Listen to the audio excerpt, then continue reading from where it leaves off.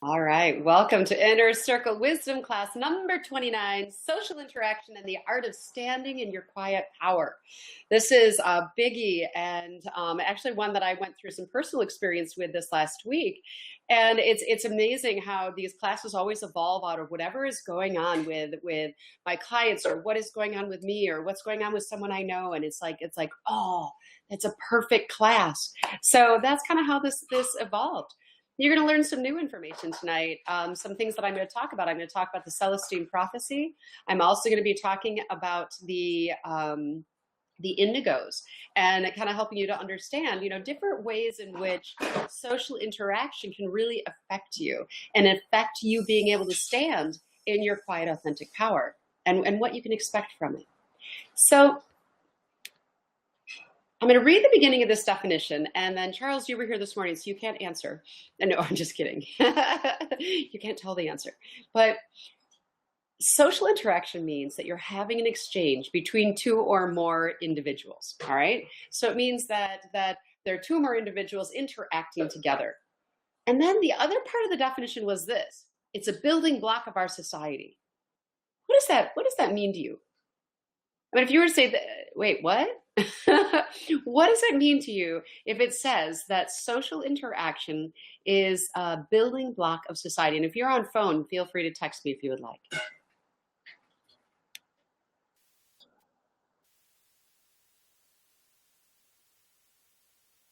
Why would social interactions be the building block of our society?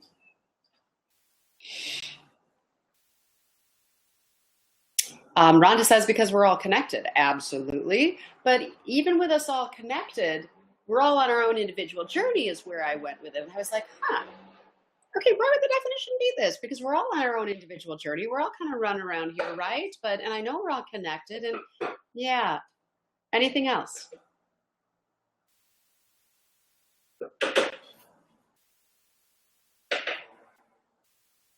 So one of the things that came out when I started to really think about this, about what do you mean by building blocks of society? It's actually, think about this, our ego that is building our society. And right now, and I want to point this out, and I didn't point this out this morning, but it's important to say it now, that our world is changing right now. And for the longest time, our society, or our social interactions, have really been built by the baby souls, the infant souls, and the young souls, because they're 90% of society, right? And so they're building what our society is. They're building that we are, the baby souls are all about needing. I need my group, I need my family, I need my country, I need my, I need the cult, the religion, the, gang, whatever it is, right? And they need your love and approval. And the infant souls are all about conformity. Let's all be the same. Nobody be different. These are the rules. This is what's expected, right? And the young souls are all like, I'm in control. I'm power, just so you know. I'm the one who's making all of the ideas here, and you need to follow me. And so those are the social interactions that actually built our society. So if that's the social interaction that built our society, what's going to happen when our world shifts? Seriously, our world is shifting into a service to others community instead of being governed by the ego and the ego ruling us. We're actually moving into a society where the ego isn't ruling us anymore. It's actually going to be the ego is tamed. We can see the ego for what it is. We can understand the ego, but the ego isn't in charge. So now how would that change social interactions, and how would that change the building blocks of our society? Just kind of keep that in the back of your mind. It's actually kind of a cool thought. So we know that social interaction means you've got a couple people and you're working together and you're interacting. And one of the things that I can tell you is that in the last month, Felicia and I have had this amazing experience to be able to watch evolving relationships, the evolving way that we are going to be interacting without our ego pop up right in front of our face. And how do you deal with it? And so we want to share our experience and also kind of share some really important things about understanding society and how we're moving. So now, how do you stand in your quiet power? The other thing that's happening with this shift is that we're transitioning from a masculine energy dominant to a balance between masculine and feminine energies. The balance means that we are operating, we still are thinking concretely. We're still, doing things like, okay, well, I need to be pragmatic in certain things. I, still have to pay my taxes, do my things. I'm not going to be totally irresponsible, but I'm operating with more of my intuition. I'm operating more on receiving, being free flowing, being wise, being able to be that true spiritual partner. And so you operate from an internal strength, not an external strength.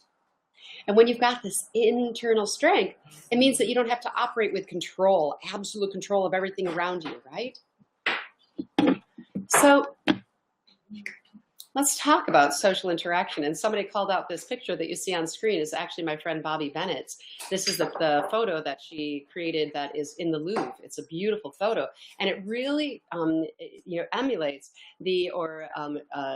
displays the social action being an art form, all the different ways that we come out of our being. We've got triggers and emotional drivers and reactionary behaviors and personal needs and all these things that come out of us all the time.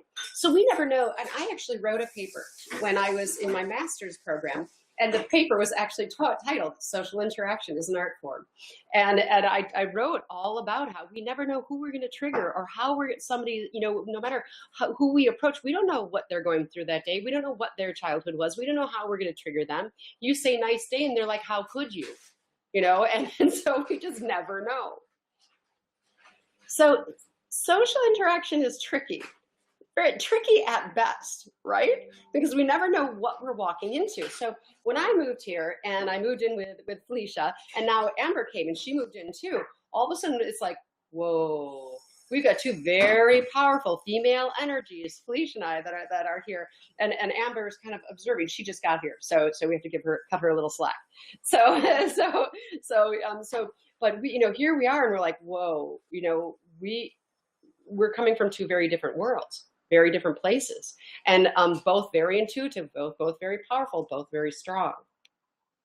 So hold on to that thought. We're going to continue that story as this starts to unfold. So when we think about all the trickiness of interacting with others, I want to remind you of this too. We have so many reactions in our society that are based on fear, right? And so you don't know, which angle of fear somebody's going to react from. So anytime we have fear, remember that fear drives guilt and shame and depression and apathy and desire. I need that house to be okay. I need this amount of money to be okay. I need this, this whatever it is to be okay. I need to be safe. That's all fear driven. And most of what goes on in society is fear driven. And so we have two different reactions to fear. We have the fight or we have the flight. And if you are born with fire in your belly, you're going to have a response mechanism of anger. And so you're going to fight, right? And you're going to be okay with confrontation. And it's going to be like, put your dukes up. And you're like, I don't feel safe. So I'm in fear. So I've got my dukes up. I'm going to fight. Even if you're not lobbing a punch, you're still in that mode. There's the other one, which is the flight based. And that means that when there's something that is fearful coming up in your society, in society or from other people, you can either back away and avoid, shut down, get into flight, go, I'm shut downing or I'm avoiding. Not doing this, not engaging, camp out, okay? And there's a run. So you don't know which kind of interactions you have. Now, what happens when I got here, we've got these two powerful energies, right? Both beautiful energies, both well-meaning, both operating very different. And so we both felt a little, what do we do with this? My dukes go up, her avoidance goes up. And so there was this dynamic that was happening, and you can see it forming and happening and going, oh gosh, okay, we got to figure this one out. And I want to share how this actually evolved in the way that I can see our society moving to evolve. Because whenever we feel threatened, backed into a corner, unsafe, panicked, out of your comfort level, going, whoa, this is not how I'm used to operating. What do we do? How do you work together? How is this? You're going to have your fight or flight come up. When you have your fight or flight come up, you're in reactionary mode. You're not necessarily in your internal strength at the beginning. You have to let it surface. And once it surfaces, then you can kind of go, okay, now what do I do with this? Then you have a choice. You have a choice to say, okay, I can see it's here. What do I do with it? So keep all that in your back pocket. And I'm going to bring you into another angle now. So we're kind of putting some puzzle pieces together with all of this. Celestine Prophecy is a book that was written quite a while ago. I don't remember what year it was written, but it's a book by James Redfield, and there's also a movie. That's why I have both the book and the movie shown here. And so it talks about 9 different prophecies, and these prophecies are actually the 7 stages of alchemy. And hi, Jeannie. And so that the 7 stages of alchemy operate very similar to the prophecy. There are 9 of them that actually tell a progression of how we evolve. I did change, I'm going to go through the 9, and there's one in particular that's going to have everything to do with what I'm talking to you about today. And when I talk about these, understand that I actually changed a little bit of them because it was, a little outdated. So I did update some of this. So the first prophecy is this. What happens is when you're ready to spiritually evolve, you go through this. All of a sudden you start looking for meaning in life. You're like, something's changing. Something's got to give. Either you hit rock bottom and you're like, something's got to change with me, and you're looking for more meaning or more balance or more health in your life, or you're going to get into a place where you're like, there's more to life than this. I know I've got a purpose, and I'm not living my purpose. There's something different. So what happens is the minute you signal to the world, I'm ready, the universe complies. Oh, she's ready. Or he's ready. So let's bring to this, he or she, exactly what they're looking for. Let's bring some synchronistic events to bring the right speaker, the right teacher, the right movie, the right book, the right whatever. And all of a sudden it shows up and it's just right there for you. And you're like, oh, hi, thanks. For me, it was Dr. Wayne Dyer was one of mine, and then the book The Alchemist. Those 2 showed up at almost the same time, and I listened to 2 CDs from Dr. Dyer, and I read The Alchemist, and I was like, oh, life is changing. Whoa, this is not going to be ever the same. And so I started just really listening. And it started me on a spiritual path. And it was like, it triggered me to take Reiki. And even though it wasn't in the books, I knew that I needed to. And everything shifted. Celestine Prophecy number 2 is where you actually can observe your culture then. You can look at the world and you go, you know what? We're under the thumb of the church. You know what? Our economic service system doesn't serve us. Hey, you know what? Our whole society is preoccupied with material comfort. There's more to this. All of a sudden you're like, you know what? I'm ready to discover life's ultimate purpose. I'm ready for something more. Phase 2. Phase 3. 3. Hi, that'd be 3 fingers. I went phase 3 with 2 fingers up. So phase 3 with 3 fingers up is energy infuses all things, is what you realize. All of a sudden you start to realize life is energy. You realize the plants are, the trees are, the computer are, you are. Everything is energy. Oh my God, it's the same as source energy. Source energy is energy. Oh my God. Okay. So now the world doesn't look the same. You start to learn to work with it. You either take Reiki or you start to understand how it works in your body. And all of this understanding shapes you. And then you get to the one we're going to talk a lot about today. Number 4 in the Celestine Prophecy is you realize that there is a subconscious competition for energy that underlies all social interaction and conflicts. And it's due to the operation of the ego. And you see it. And you're like, oh, wow. I'm trying to be right. I'm trying to be better than. I'm trying to be in control. I'm trying to be smarter than. I'm trying to be this. I'm trying to be that. And oh my gosh. And that underlies all social interactions. We're going to talk a little bit more about this one. So I'm going to save a lot of this one for a moment. I can't, even though that's the one we're focusing on, I've got to tell you the rest of the 9. I can't start this and not finish it, right? That'd be just cruel and unusual. So I'll tell you the rest. And feel free to ask some questions. You guys don't have to be so quiet. Number 5, then, of the Celestine's prophecy, once you can see, oh my God, life is energy. Oh my God, there's more to this life than what I thought. Oh my God, I'm open to my spiritual teachings. Whoa! All of a sudden, you're open to more spiritual teachings. All of a sudden, you find a group of like-minded souls and you're like, I am really ready to grow. And once you find that group of like-minded souls, you go into phase 6, which is healing childhood traumas. Once you heal those childhood traumas, your younger yous, and you can see your human conditioning for what it is, and you can love it and accept it and own it and appreciate it, well, then you're ready to build energy through meditation, through contemplation, and really open the pineal gland and really start to listen to your wisdom, your intuition, and your higher self. Some people get stuck in number 6 and they don't leave. They're stuck. Other people are able to move beyond. And after that happens, after you really start to open up to more energy coming in, more expansiveness coming in, you balance your masculine and feminine, you go through all these beautiful stages of alchemy. What happens is this: you can then operate with a tamed ego, and you can share the wisdom that you have learned with others when you're asked. You don't push it on anyone. That's the traits of a baby soul. They want to, that everyone must be awakened. No, they don't. No, that's no. You need to let them go at their own pace. And so what we do is we share the wisdom when someone approaches us on it, when somebody comes to us. And we're here to share the wisdom, but only if they come. And number 9, that is that you evolve into this beautiful spiritual light being here on earth.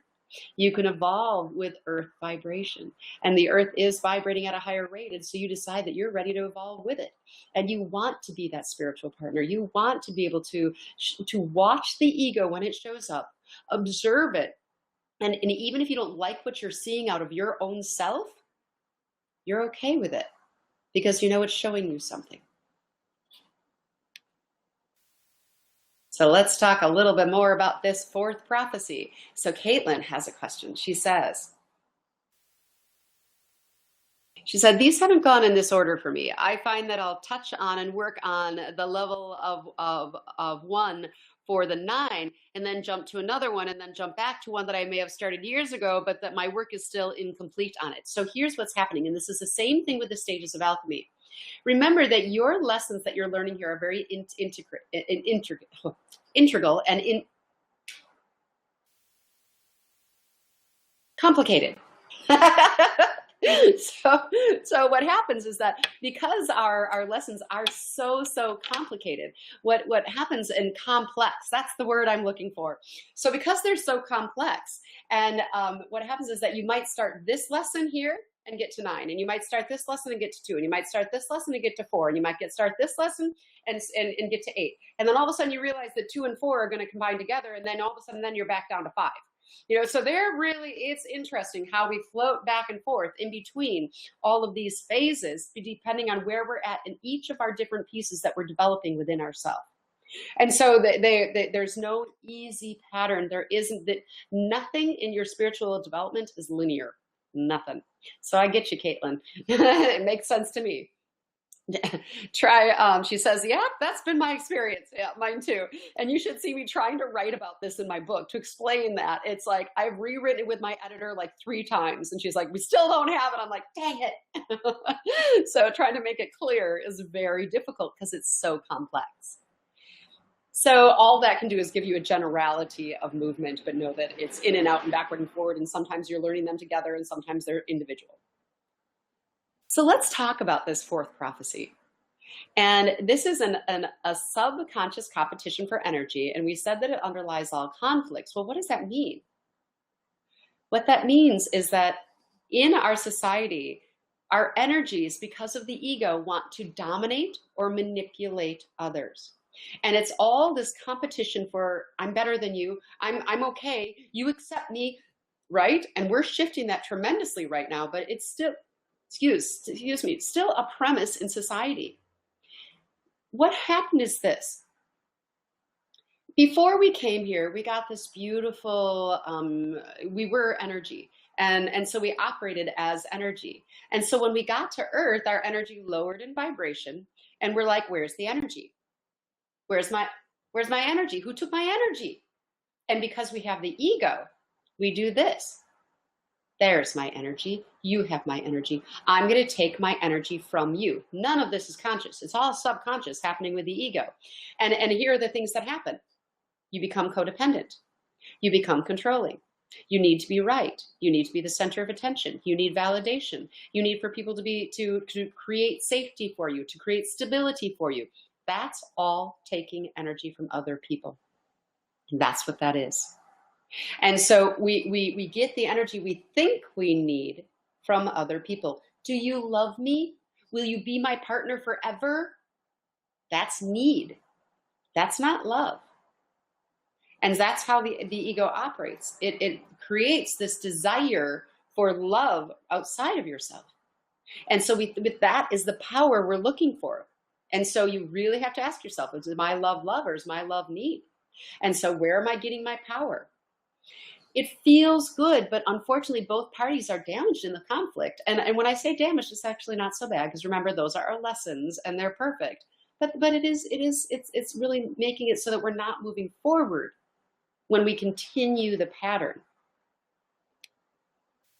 So conflict will then occur within beings when we feel a need to control or dominate one another. And one of the things that happened is that, I'll explain this in a moment. I'm going to hold on to that thought. We very subconsciously, and I mean subconsciously, there are arguments between people in relationships. And they're, in fact, all about who's holding the power. And if you have somebody who comes into a relationship and they don't need the power, but they're an external trigger, me. And you've got somebody who is used to having control because it kept them safe, but is a flighter, Felicia. Then what happens? You've got conflict. So we came together and we had conflict. And it wasn't outward. It was very like, oh my God. And I started finding myself getting snarky because I don't like being controlled. And I was snarky. And I'd kind of snip. And I'd go, whoa, what just happened to me? I totally just got snarky. I'm going to explain some more. Again, that story will unfold. Hold tight. So if we're not aware of our own internal power, we try to get it from others through control. So if I hadn't been aware of my own internal power and I felt control coming, even though it wasn't intended, even though it was actually coming from a beautiful place, it was just an old method of operation, I would have been back trying to get power. That's external power. And so I would have been like, you can't control me and I'm going to control you now. I'm going to be dominant. But I wasn't there. I got snarky, and I'll tell you why in a moment. But when we are in our internal power, you don't need to get it from someone else, right? You don't need to do that. So conflict occurs when humans feel the need to control and dominate one another very subconsciously. Sometimes consciously. The young souls like to do it consciously. They're like, I am in power, I am in control. But the rest of the people are kind of like this very subconscious, or like don't realize they're needing control, right? So one of the things to understand is that when we hold that power over another person, we are actually absorbing their energy. And it's subconscious, but it's very gratifying and it's very addicting, so the patterns can continue. Now, let's talk about what do you do about this? Don't worry, because there is a solution, but we're going to talk about why you need power first. There are two different reasons that you need power, or why that would come out, and how in a social interaction there's this need or competition for power. Am I good enough? Do you like me? All of that. And one of them is due to human conditioning, and one of them is actually due to you being an old or mature soul. I'll explain that in a moment. So the conflict occurs because of one of these two things. And so it shouldn't say, why do we need power? It should say, why does conflict occur? So if it's the human conditioning, here's what happens. Your human conditioning would be there, and you would need to have power or control because your power was stripped as a child. stripped from you through abuse or a controlling parent or never being good enough or really told what you need to do or whatever it was. Your power was stripped. Never whatever you did wasn't good enough. You know, being teased, being bullied, that can all strip your power as a child. It could be that you're in a controlling relationship. If you're in a dominating relationship where the person is always criticizing you and always on you, you have no control and you feel no control. So you'll try to get control outside of you. Or maybe when you were a child, there was no one there to rely on. You know, you were kind of left on your own. You went on your own at age, 15, 16. You know, you were taking care of a parent, or I have so many clients that this has happened to, so many, who were like, I didn't have anyone to rely on. Matter of fact, my client today, I said to him, your 8-year-old is coming through and your body is saying this, is saying, no one is here for me. And he's like, that's exactly it. No one was ever there for me. There was no one for me to give me support, no one for me to rely on. I had me. That was it. And so he became very powerful in himself and very controlling in himself, right? And so it also could be that maybe you're just a young soul and you need power. That could very well be. And your human conditioning needs to stick with you because you're getting the experience as a young soul that you need. But when there is that type of control because of the human conditioning, you need this power because your future is safe if you have control. You don't have to rely on anyone else, so you need control. You are in power, so there's control. And you are safe, so there's control, right? Okay. Now, I mentioned that there are 2 ways that could cause conflict between people. It's either you need, and subconsciously, need power and control because of human conditioning, or you're a mature and old soul. Let me explain that. How many of you have ever heard about indigos? And sometimes they're called indigo children. And indigos have been around for a while. Actually, we kind of identified in our last morning class that it really started in the 50s, the indigos being born. And they are considered, the early indigos are considered way showers. And the indigos that were born that are between about the age of about 30 and 40 are really a lot of the pure indigos that really came here to do a lot of work. But the earlier ones, like my age, I'm 48, I'm a total indigo. Like every one of these qualities is me. And I'm going to read these to you. You're going to find a lot of you are indigos. And what you're going to feel is that, oh my God, you came here for a purpose. We're going to talk about that in a minute, but I want you to think of the qualities of an indigo and what happens if there are energies around you that are in control and in power. And it might be in the workplace where there's gossip and negativity and power and unethical behavior. It might be in a relationship, a friendship, family, or loving relationship. Well, I put the loving in quotes in this one, that is domineering or controlling or any of those things. What is going to happen to your energy? Or even being in society where you have no control or think you have no control. The ego loves to have us think we have no control. So here are the qualities. Allow me to read them. And I want you to take a little pencil or pen and make a tick mark every time you hear one of you. Because a lot of you are going to be like, and I've got all of them.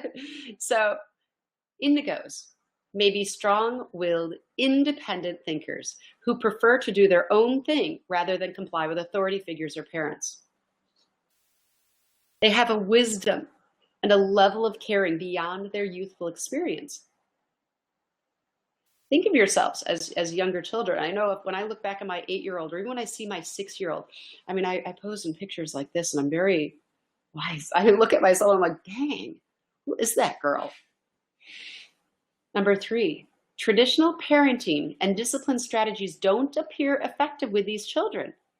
If you try to force an issue, a power struggle is the typical outcome. Why is that? Because indigos do not feel comfortable when someone is projecting power onto them, because naturally they know it doesn't feel right. They know that this doesn't feel right. Something doesn't feel right in this, and they don't like it, and so they reject it and they push against it. They're like, no, this isn't right.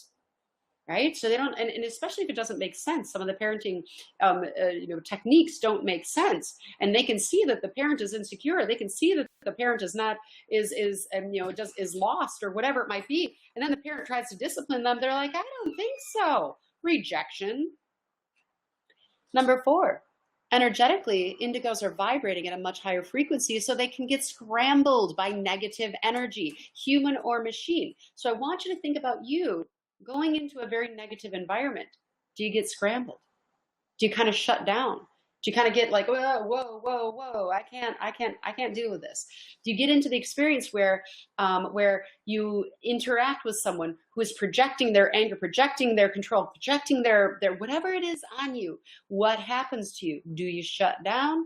Do you get scattered? Does your defense go up? Do you get put up your dukes because you're a fighter? Do you feel unsafe in that because that energy isn't safe for you? What happens? Emotionally, indigos can be reactive and may have problems with anxieties, depression, or temper rages if not energetically balanced.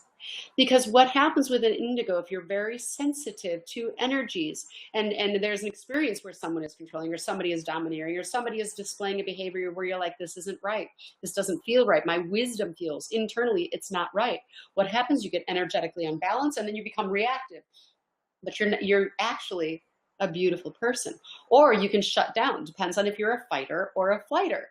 You'll either shut down and get into depression or anxiety, or you're going to be a fighter and you're going to put up your deuce and fight. You're like, no, this isn't right. Okay. So I want you to think about you in these. Now, those 3, 4, and 5 relate to what we're talking about today, but I want to read to you the rest of these.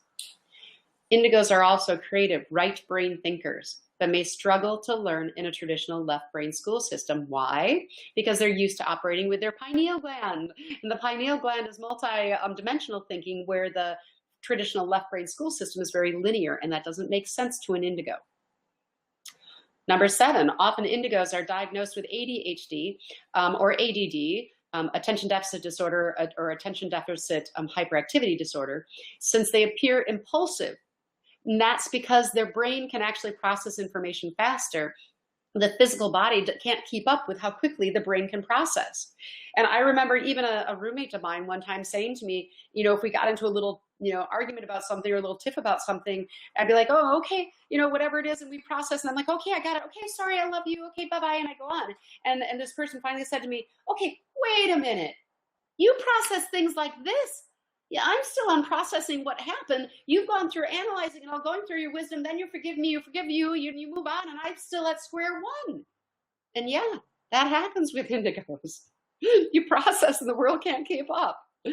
And even my speech, I find my speech can't keep up with how fast my brain wants to think through something. And I know you guys are the same way. I can feel that in so many of you.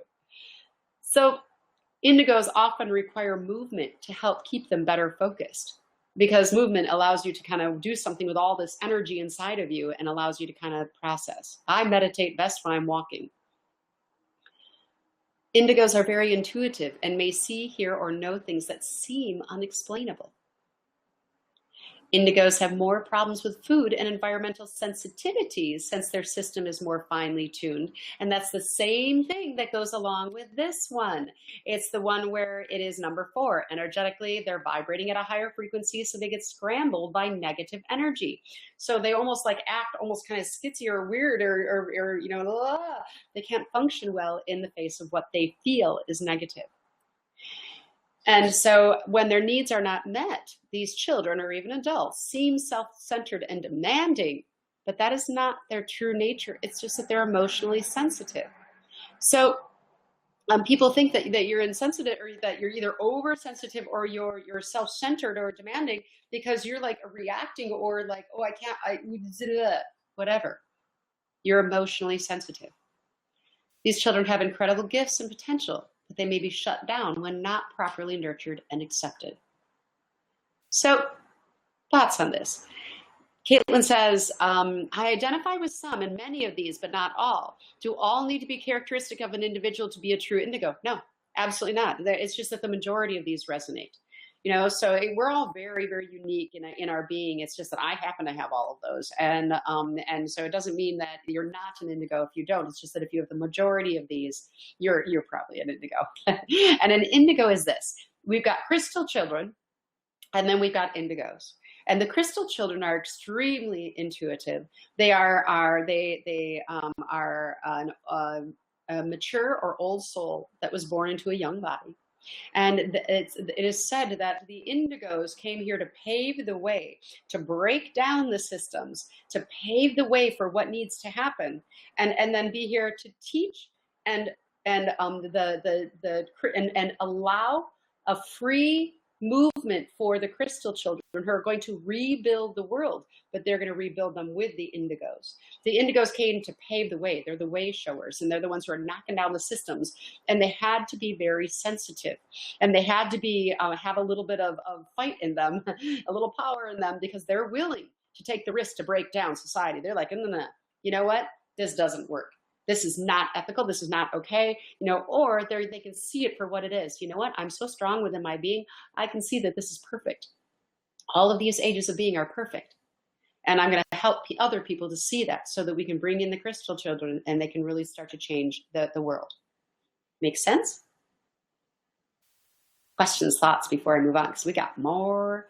Chao says, are indigos a particular generation, or can they show up in different generations? Oh yeah, they're showing up in all different generations. Absolutely. And Katie actually brought up a really good point. Who's a good friend of Chow's. She said, I have heard that indigos break societies down and crystal children build them back up. And I would say, yes, indigos break them down, but both are going to move life forward and build them back up. So Charles says, so where do we go from here? I appear to be indigos, but in shutdown mode a lot of the time. Well, the first thing, Charles, this is so perfect that you said that, because the class from last week and on Tuesday is all about helping you to move through the shutdown that can happen with indigos. And it's that you physically have to work on your body, working with the triple warmer. If it gets over engaged, you need to actually work with it physically in your body. That's why I gave that class last time. And now we can talk about this. We can talk about, okay, so we need to calm the triple warmer physically for those who are in shutdown. But then you also have to watch your reactions. So let me share. I told you that with, I've been kind of sharing this story of Felicia and I, and about how we're both beautiful people, both very intuitive, both powerful women, both come at life from a very different way. She's a flighter, I'm a fighter. And so when we got into this experience where, we were kind of like, felt like things weren't quite in balance, both of us reacted in our own way.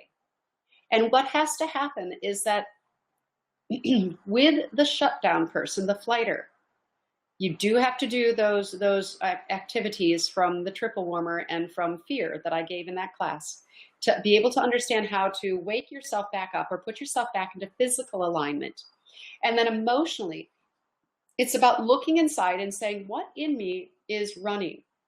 What in me is not okay with this situation? And where is my internal strength that I can move forward in a good way? So that was Felicia. Here's me. I'm like this. I'm like dukes up.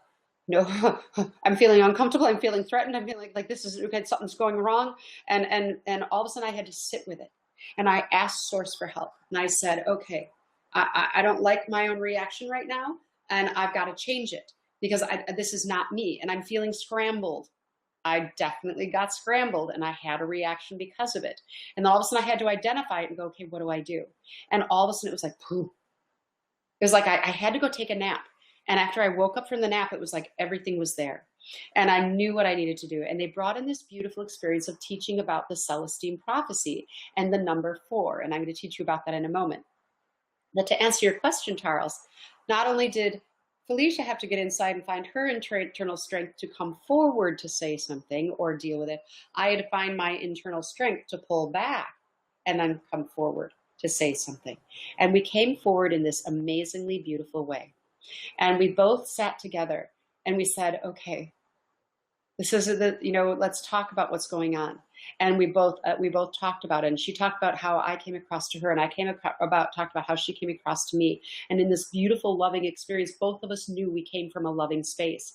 We exemplified the spiritual partners in saying, here's what I didn't like about what I did. Here's what I didn't like about my own behavior. Here's what I've been trying to do. Here's what I've been trying to do. Here's how we are. Oh my gosh.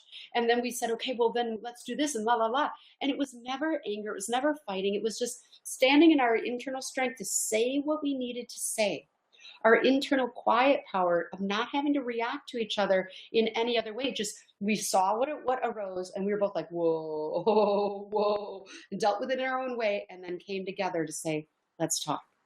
And it was so beautiful. There wasn't any angry fighting. There wasn't any, lobbing angry balls at each other. There was no you're this or you're that. That never happened.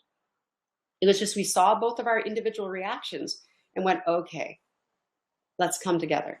And we came together, and it was amazing because we stood in our internal power.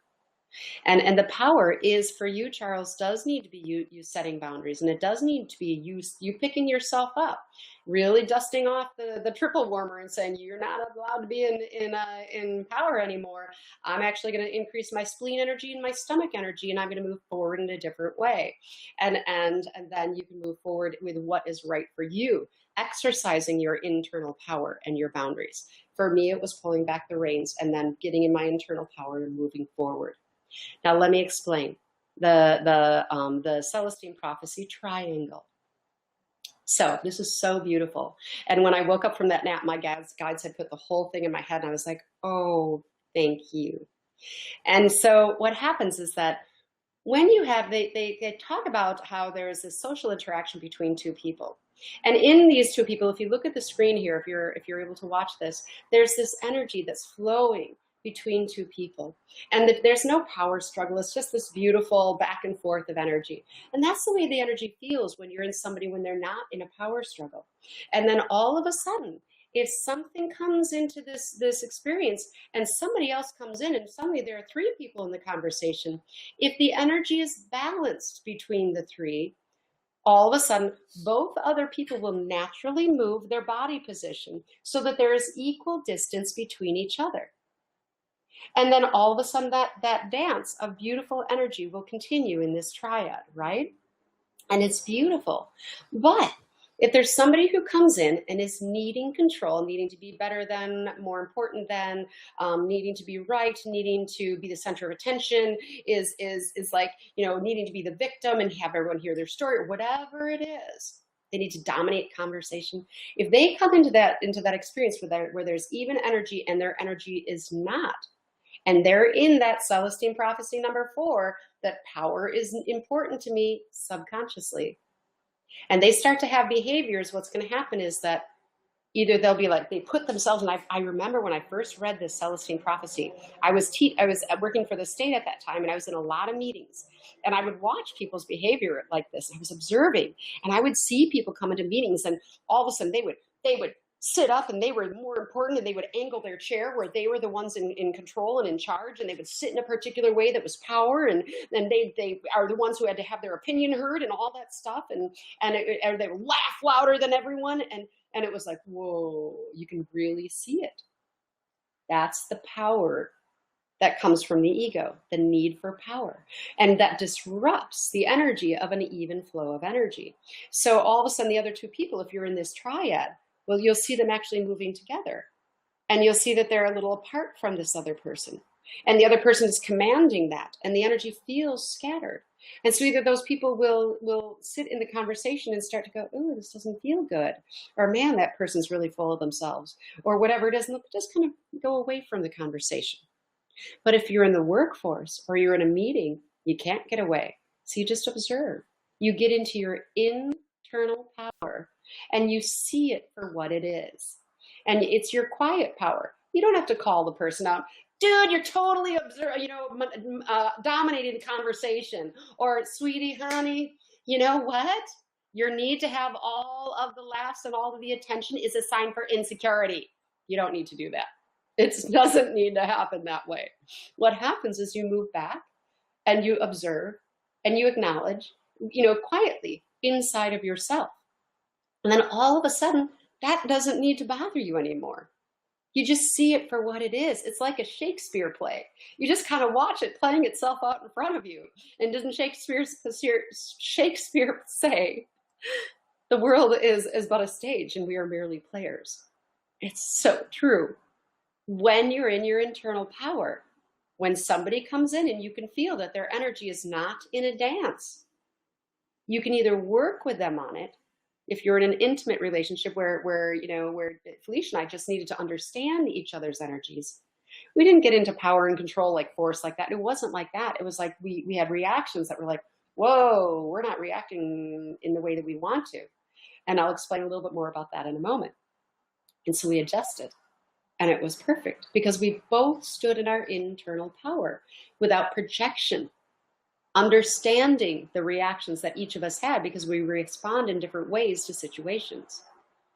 So when you're in a shared energetic space, you've got this mutual respect that forms. And when you're standing in your internal power, not external, you can talk about things or you can observe it. And if you're in a relationship where you can stand in your internal power and the other person can't, absolutely can't and won't, you have to ask yourself, is this a healthy place for me? You don't judge it. You can't convince them to change. I can guarantee you that. Only they can convince themselves to change. So you have to ask yourself, is this healthy? And you either stay or you don't. This is about, either you reining in your energy and saying, I'm not going to, I don't need to partake in this. I don't need to be involved in it. I don't need to say anything. I don't need to do anything. Or you're going to move your energy up a little bit and say, you know what? I don't have to feel bad about how they're behaving. I don't have to do any of those things. I'm going to stand in my own internal power. And then you speak a truth to yourself internally. Is this bothering me? Yes. Then you talk to yourself about it. Is this bothering me? No, I can watch it like a Shakespeare play. It's all good. If it is bothering you, you speak your truth internally first, and then when you're ready, you speak your truth internally without confrontation. And that's what Felicia and I did. The other way that you can move through all this is to really become aware of the ego at play. That's that acknowledgement. That's watching it, watching what it likes to do. We even talked about that in the fear wisdom class last Thursday, about how when we can call out fear for what it is, it suddenly doesn't have power. When we can call out the ego at play, it doesn't have power.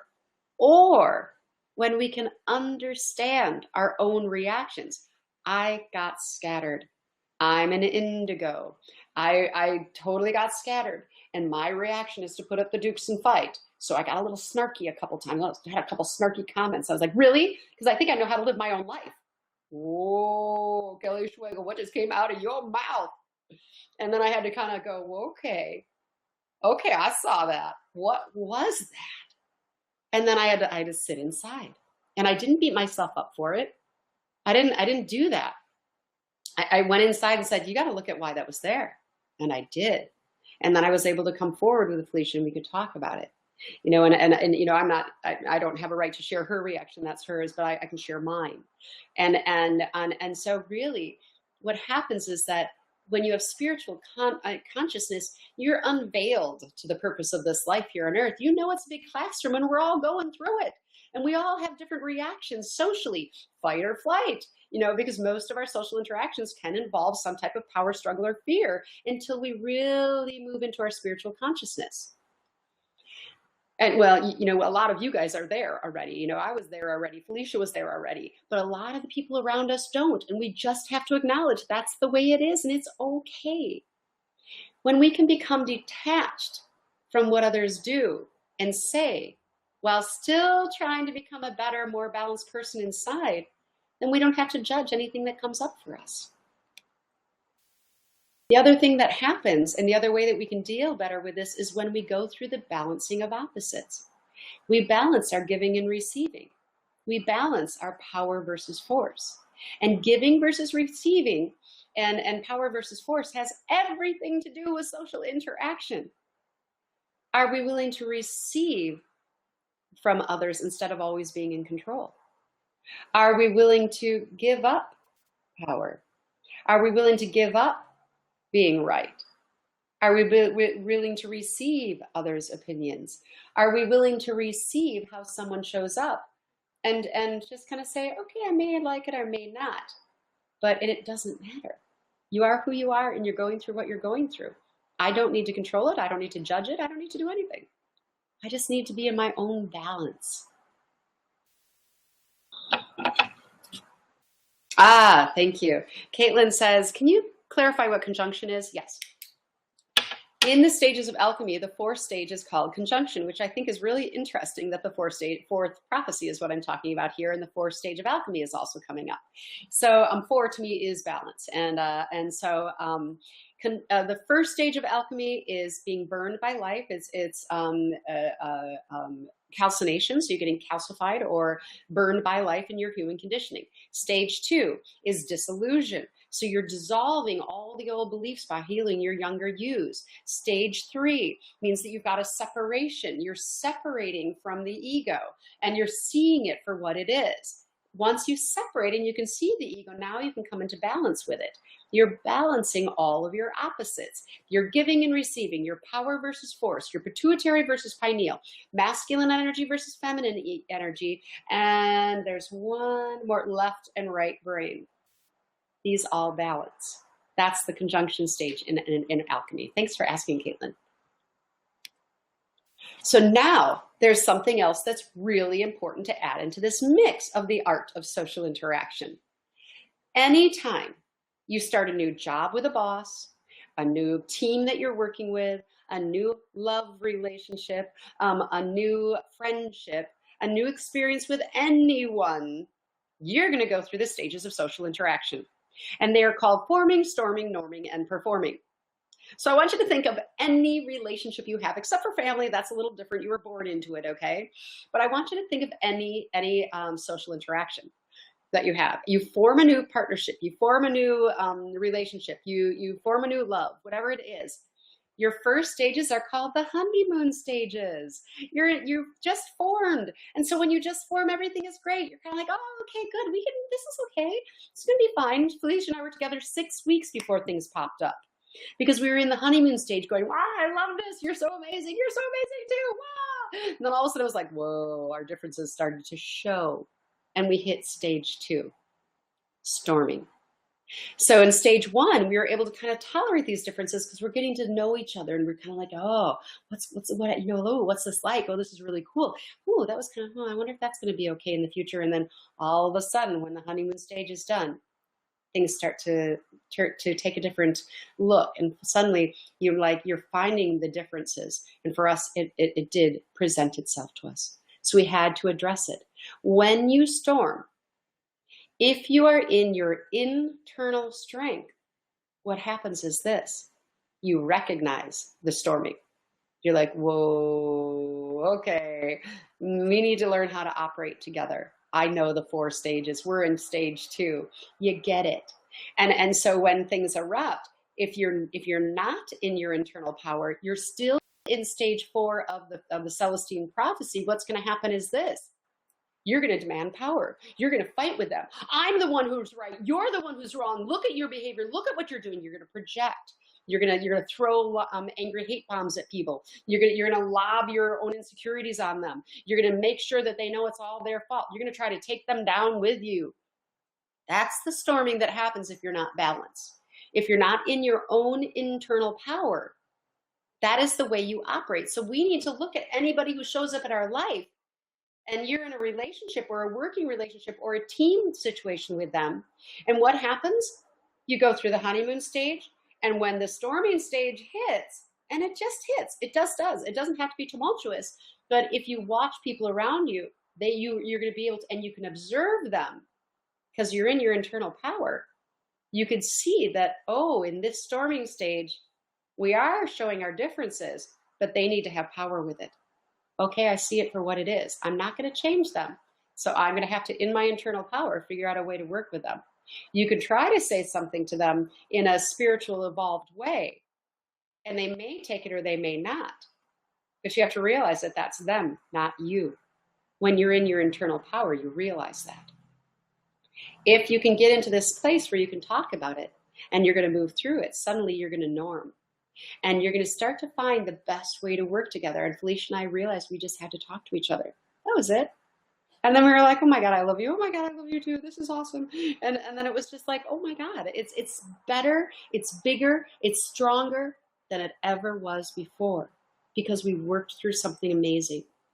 And then you can, once you norm, you know how to work together, then you can start performing. And you really do work as a team, either as love partners, friendships, co-workers, any type of organizational team, or whatever it is that you're doing, roommates. Okay, that's what happens. So you learn to stand in your quiet power and know that it will only serve you. And if you can't, it's about asking yourself, what is keeping me from being there? What is keeping me triggering? What is keeping me stuck? What younger me's and what human conditioning is still keeping me from being in this place? So that was a lot of talking. Comments, thoughts. What do you think?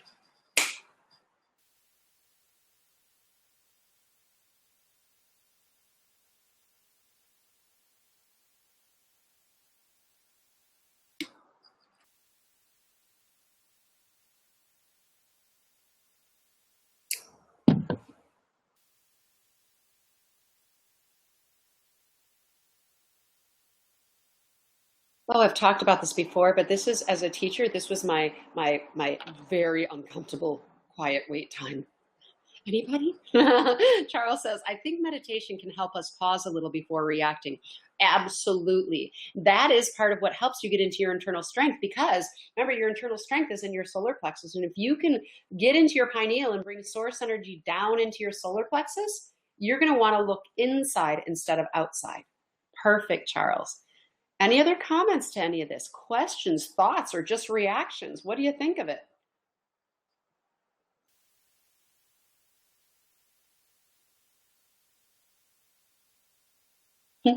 So since nobody has any comments, Katie says, I think my head just spun off a little.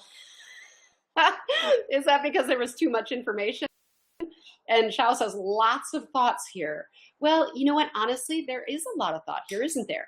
We're putting a lot of puzzle pieces together with all of this. We're putting the prophecies, we're putting the alchemy, we're putting the indigo children, we're putting, all the power and strength, we're putting all this together into one puzzle. These pieces together into one puzzle. So yeah, there's a lot to think about with this one. This is one you're going to want to watch over and over because there's a lot of information presented. And it is a way of being. So Her Majesty, I love her. I was sharing with somebody else, and she said she was reacting to Her Majesty's comment of, or deciding to put her name as Her Majesty, and I was talking about beautiful you, how much of a beautiful humor you have. I love your humor. So thanks for putting Her Majesty. She says, couples therapist Harville Hendricks has some of the same stuff: the honeymoon period, the happy endorphins, and the conflict. Yeah, absolutely. Yeah. And Jane says, I love this. I just realized my son Tom is an indigo. It's so good to understand that. And helping them to understand themselves. I actually had one of our morning people was actually in tears. She private messaged me and she said, I'm actually in tears. These are all me. And I'm like, I know. And when I read it too, I really had a lot of understanding. Charles says, thank you for referring me back to the lessons on fear and healing our bodies. We are body people, giggle. I know who that is. She's, yeah, Charles is knowing who Her Majesty is. Caitlin says, I realize that I'm much better at standing in my power and being calm, cool, and collected when the other person makes the first move on being in their power, which is interesting for me to see, something to work on. Oh, I love that. Caitlin, beautiful. So you guys, I'm sure you can see that there's so much that we can just learn and adjust and move into when we can start to put more of these puzzle pieces together. And each of these wisdom classes is about unveiling a little more. And the more that we unveil and learn from, the better we're all going to be able to put this puzzle of life together. So it is 7:01, my friends. Have a beautiful evening. And I will post this as soon as I can onto the Facebook page. And I'll see you next week. Mwah. I love you all.